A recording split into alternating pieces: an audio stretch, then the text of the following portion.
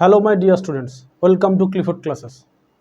তোমরা যারা political science honours নিয়ে কলকাতা বিশ্ববিদ্যালয়ে ভর্তি হয়েছো, ন্যাশনাল এডুকেশন পলিসি 2020 অনুযায়ী তোমাদের ফার্স্ট সেমিস্টারে পলিটিক্যাল সায়েন্সের দুটো পেপার পড়তে হবে, একটি অনার্স পেপার এবং একটি এসইসি পেপার।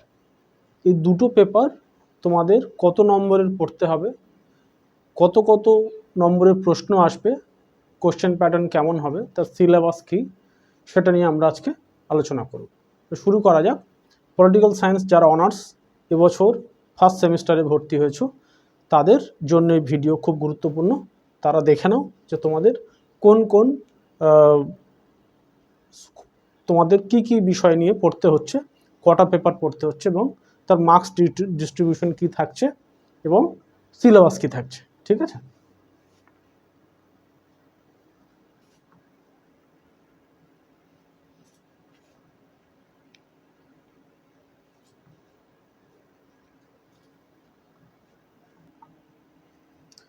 তাহলে political science honours BA first year semester 1 অর্থাৎ যারা 2024-এ সেমিস্টার 1 ফার্স্ট ভর্তি হলে এবছর কলেজে, তাদের অনার্স পেপার মোটামুটি তোমাদের ফার্স্ট ইয়ারে দুটো পেপার পড়তে হবে। যারা অনার্স পড়ছো পলিটিক্যাল সায়েন্সে, প্রথম যে পেপার সেটা মেনলি অনার্স পেপার, সেটাকে আমরা ডিএসসিসি 1 বলছি। ডিএসসিসি 1 টোটাল মার্কস থাকবে হচ্ছে 75 নম্বর, 75। আর তার সাথে আরেকটা যারা অনার্স পড়ছো সেই অনার্সের সাথে পলিটিক্যাল সায়েন্সের আরেকটা সহযোগী পেপার থাকবে, সেটাকে এসিসি বলে। যে সাবজেক্টটি পড়ছো তার সেই সাবজেক্টেরই একটা এসিসি পেপার থাকে। ঠিক আছে? এর টোটাল মার্কস হচ্ছে 50। ঠিক আছে? এই তোমাদের পড়তে হচ্ছে। কোশ্চেন প্যাটার্ন যদি আমি বলি, তাহলে ডিএসসিসি কোশ্চেন প্যাটার্ন কীরকম হবে, তোমাদের 20 নম্বরের প্রশ্ন লিখতে হবে দুটো, 4টে প্রশ্ন থাকবে, তার মধ্যে থেকে তোমাদের দুটো লিখতে হবে 500 শব্দের মধ্যে। ঠিক আছে? তোমাদের 500 শব্দের মধ্যে লিখতে হচ্ছে 20 নম্বরের দুটো, 10 নম্বরেও লিখতে হবে দুটো, 4টে প্রশ্ন থাকবে, তার মধ্যে থেকে দুটো লিখতে হবে, 150 শব্দের মধ্যে লিখতে হবে। আর তোমাদের 5টার মধ্যে 3টে লিখতে হবে 5 নম্বরের প্রশ্ন 100 শব্দের মধ্যে। অর্থাৎ এখানে হলো 40, 20 আর 15, টোটাল 75। এই হচ্ছে তোমাদের ডিএসসিসি পেপার 1। ঠিক আছে? এবার যদি আমি এসিসি পেপার দেখি, এসিসি পেপারের কোশ্চেন প্যাটার্ন কি থাকছে। কোশ্চেন প্যাটার্ন হচ্ছে এসিসি পেপার 1 যেটা তোমাদের ফার্স্ট সেমিস্টারে পড়তে হচ্ছে, টোটাল মার্কস থাকছে 50। 20 নম্বরের একটা প্রশ্ন লিখতে হচ্ছে 500 ওয়ার্ডের মধ্যে। এটা হচ্ছে মডিউল 1। তোমাদের সিলেবাস দুটো ভাগে ভাগ করা, মডিউল 1, মডিউল 2। মডিউল 1 থেকে একটা প্রশ্ন লিখতে হবে, 20 নম্বরের দুটো প্রশ্ন থাকবে, তার মধ্যে থেকে একটা লিখতে হবে। ঠিক আছে? আরও একটা মডিউল 2 থেকে তোমাদের লিখতে হবে। মডিউল 1 থেকে একটা 20 নম্বর লিখতে হলো, আবার মডিউল 2 থেকে একটা লিখতে হবে। ঠিক আছে? এটাও 500 শব্দের মধ্যে লিখতে হবে, দুটো থাকবে, তার মধ্যে থেকে একটা লিখতে হবে। ঠিক আছে? আর হচ্ছে 10টা শর্ট প্রশ্ন থাকবে 2 নম্বরের করে।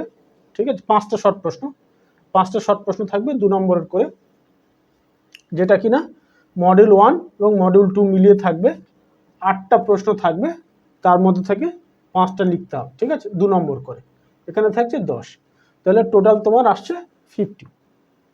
ঠিক আছে? বোঝা গেল? এই হচ্ছে 50 নম্বর। তাহলে তোমার এসিসি পেপারের 20 নম্বরের একটা থাকবে মডিউল 1 থেকে, 20 নম্বরের আরেকটা থাকবে মডিউল 2 থেকে, আর 2 নম্বরের 5টা থাকবে মডিউল 1, মডিউল 2 মিলিয়ে। ঠিক আছে? এই হলো টোটাল 50 নম্বর। এবার যদি আমরা সিলেবাস দেখি,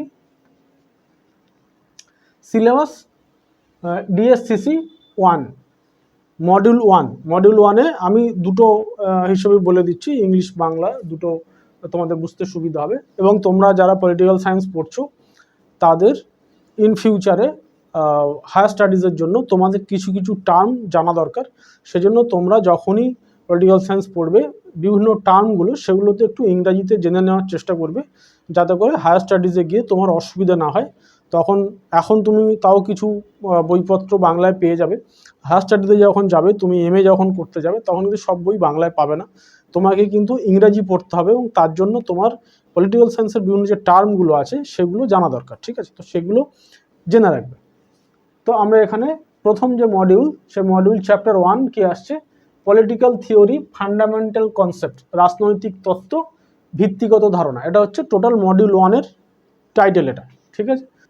3টে চ্যাপ্টার আছে, তার মধ্যে প্রথম যে চ্যাপ্টার 1 নম্বর chapter, conceptualising the political power and the authority, অর্থাৎ রাজনৈতিক ধারণা, ক্ষমতা ও কর্তৃত্ব, ঠিক আছে?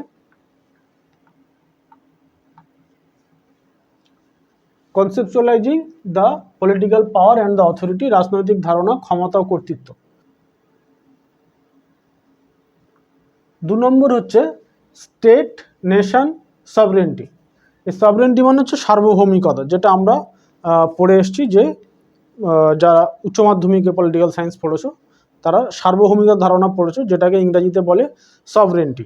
সভরেন্টি মানে হচ্ছে একটি দেশের সভরেন্টির পাওয়ার থাকলে তাহলেই সে রাষ্ট্র হিসেবে পরিচিতি লাভ করে। আমরা যে 4টে প্রধান রাষ্ট্রের বৈশিষ্ট্য দেখেছিলাম তার মধ্যে প্রধান হচ্ছে সভরেন্টি, ঠিক আছে? তো স্টেট নেশন সভরেন্টি, রাষ্ট্র জাতি সার্বভৌমত্ব। 3 নম্বর হচ্ছে ল, লিবার্টি, ইকুয়ালিটি, ইন্টার রিলেশনস, অর্থাৎ ইন্টার রিলেশনশিপস, অর্থাৎ আইন, স্বাধীনতা এবং সাম্য, এদের মধ্যেকার আন্তঃসম্পর্ক, ঠিক আছে? মডিউল 2-তে আছে কি, মডিউল 2-তে আছে rights, justice, main focus on roles, freedom. Rights মানে হচ্ছে অধিকার, জাস্টিস মানে হচ্ছে ন্যায় বিচার, রলস হচ্ছে বিখ্যাত জন রলস, তার একটি তত্ত্ব আছে ন্যায় বিচারের উপরে, সেইটার উপরে প্রধান আলোকপাত করে এটা জাস্টিসটাকে পড়তে হবে, এবং স্বাধীনতা, ঠিক আছে? 5 নম্বর হচ্ছে democracy including classification of David Held, আর হচ্ছে অথরিটারিয়ানিজম। ডেভিড হেল্ডের যে শ্রেণী বিভাগ আছে, সেই শ্রেণী বিভাগ, ডেমোক্রেসির উপরে ডেভিড হেল্ডের যে শ্রেণী বিভাগ আছে সেটা পড়তে হবে। আর হচ্ছে কর্তৃত্ববাদ, অথরিটারিয়ানিজম, এটা পড়তে হবে। 6 নম্বর বলছে পলিটিক্যাল অব্লিগেশন, সিটিজেনশিপ, রাজনৈতিক বাধ্যবাধকতা এবং নাগরিকত্ব, ঠিক আছে? তাহলে আমাদের এগুলো পড়তে হচ্ছে মডিউল 2 থেকে। তাহলে এই গেল আমাদের ডিএসসিসি 1 পেপার, ঠিক আছে?